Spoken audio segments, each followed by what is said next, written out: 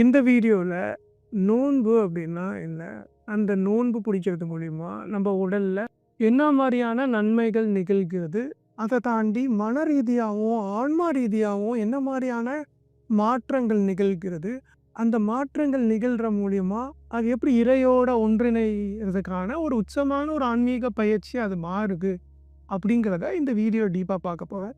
அது மட்டும் இல்லாம, இந்த நோன்புங்கிற இந்த உச்சகட்டமான ஒரு ஆன்மீக பயிற்சிய உணர்தல் கலந்து, ஒரு சடங்குகள் இல்லாம எப்படி இத செய்றது ஒரு பயிற்சியாங்கிறதும் நம்ம அடுத்த வீடியோல பார்க்க போறோம். இஸ்லாம்ங்கிற ஒரு கட்டிடத்தோட முக்கியமான ஒரு 5 தூண்கள்ல நோன்புங்கிறது ஒரு முக்கியமான தூணு. ஏன் இந்த நோன்புக்கு அவ்ளோ முக்கியத்துவம் குடுத்துருக்காங்க? அது சும்மா சாப்பிடாம இருக்கிறது தானே! வெறும் சாப்பிடாம இருக்கிறது ஆன்மீக இஸ்லாத்துல ஒரு இறை அடையிறதுக்கு அவ்ளோ முக்கியமா? இப்படி பல கேள்விகள் நமக்குள்ள எழும். இந்த எல்லா கேள்விகளுக்கும் இந்த வீடியோ உணர்தலா பதில் சொல்லணும்.